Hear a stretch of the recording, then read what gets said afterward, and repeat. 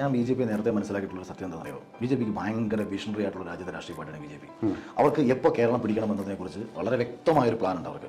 ആ പ്ലാൻ അവർ നടപ്പിലാക്കാൻ വേണ്ടിയിട്ടുള്ള കളികളാണ് ഇപ്പോൾ കളിച്ചുകൊണ്ടിരിക്കുന്നത്. തോറ്റുകൊടുത്ത് ജയിക്കാൻ പറ്റുന്നു.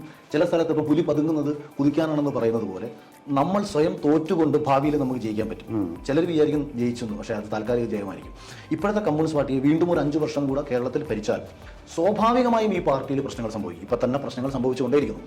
ഇതിന് ഈ ആക്കം അവിടെ കൂട്ടിക്കൊടുക്കണം. അധികാരമില്ലെങ്കിൽ പൊതുവെ പ്രവർത്തിക്കാൻ താല്പര്യമില്ലാത്ത രാഷ്ട്രീയ പാർട്ടിയാണ് കോൺഗ്രസ്.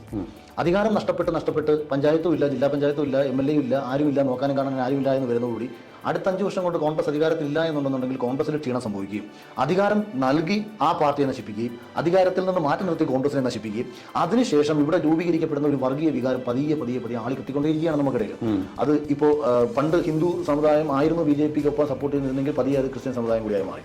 അപ്പോൾ ഹിന്ദു ക്രിസ്ത്യൻ ബെൽറ്റിൻ്റെ ഒരു സപ്പോർട്ടോട് കൂടിയിട്ട് ഒരു അധികാരത്തിലേക്ക് എത്താൻ വേണ്ടിയിട്ട് ബി ജെ പിക്ക് സംഭവിക്കുക എന്തെന്ന് വെച്ചാൽ, നമ്മളിവിടെ 140 നിയോജക മണ്ഡലങ്ങൾ ഉള്ളതിൽ മലബാർ മേഖലയിലാണ് നമ്മുടെ മുസ്ലിം വോട്ടുകൾ കേന്ദ്രീകരിക്കപ്പെട്ട് കിടക്കുന്നത്. അപ്പോൾ 40 നിയോജക മണ്ഡലങ്ങൾ മാറ്റി നിർത്തി 100 നിയോജക മണ്ഡലങ്ങൾ എടുത്താൽ ഈ 100 നിയോജക മണ്ഡലങ്ങളിലുള്ള ഹിന്ദു ക്രിസ്ത്യൻ മെജോറിറ്റി വോട്ടുകളെ തങ്ങളിലേക്ക് ആകർഷിക്കാൻ കഴിഞ്ഞാൽ, കേന്ദ്ര അധികാരം നിലനിർത്തി കഴിഞ്ഞാൽ, ആ അധികാരത്തിന്റെ കൂടി പിന്തുണയോടുകൂടി ഇവിടേക്ക് വരുമ്പോൾ